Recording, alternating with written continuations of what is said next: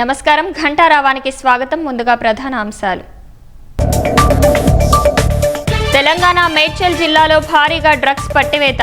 32,000 లీటర్ల ముడి సరుకు స్వాధీనం. 13 మంది అరెస్ట్.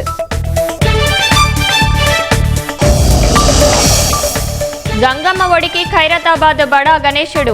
ఆద్యాంతం సందడిగా సంపూర్ణమైన మహాఘట్టం.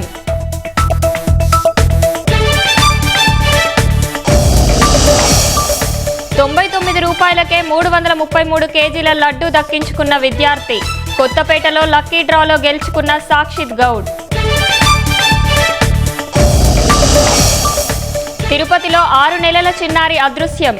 ఎస్పీ ఆదేశాలతో విస్తృతంగా గాలిస్తున్న ప్రత్యేక బృందాలు.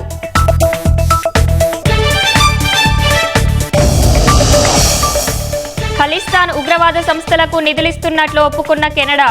క్రిప్టో కరెన్సీ, క్రౌడ్ ఫండింగ్ ద్వారా సేకరిస్తున్నాయని వెల్లడి.